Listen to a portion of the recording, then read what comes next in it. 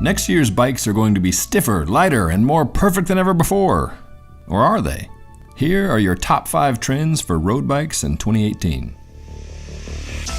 One by is often the go-to for cross and gravel because keeping the chain on and considerably quieter over the choppy stuff can trump sheer number of gears, especially when you don't need a large gear range. Also, it's simple to use. You just shift one lever up or down. We roadies care more about our cadence, however, and discarding a chainring means bigger steps between gears if you want to maintain a wide, useful range.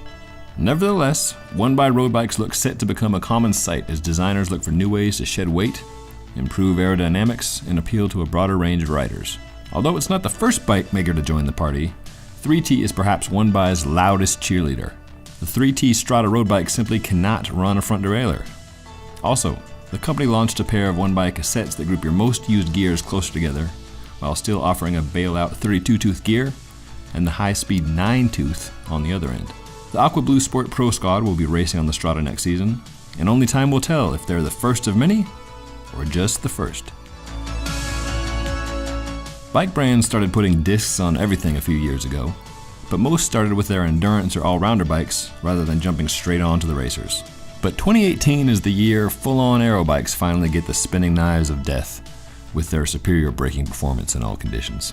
The Scott Foil, Giant Propel, Canyon Aeroad, and the Merida Reacto have already sprouted discs, and we're expecting to see more announced throughout 2018. We've long been told that discs just aren't aero, but bike makers know which way the wind is blowing and they're determined to make this work.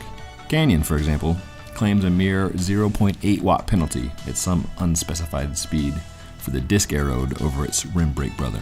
Meanwhile, the Scott engineers added shrouds to the Foil's fork legs and made the through axle level removable, which the engineers say saves enough drag to match the rim brake version. You know how your bar and stem are usually separate components that can be swapped out and adjusted independently of one another? Integrated cockpits do away with all that convenience in favor of a clean, aerodynamic front end that's tailored just to your frame. It opens up the possibilities for tidier cable routing, and done right, it can save weight without compromising on stiffness or comfort. On the other hand, integrated cockpits can prevent you from making any adjustments to your bar angle, never mind changing your stem length or bar width. Either you learn to love the stock option, or you have to swap out the whole thing, which at minimum is expensive and can also curtail the look and possibly the integrated aerodynamics of the whole bike. The phrase road bike used to conjure up quite a specific image.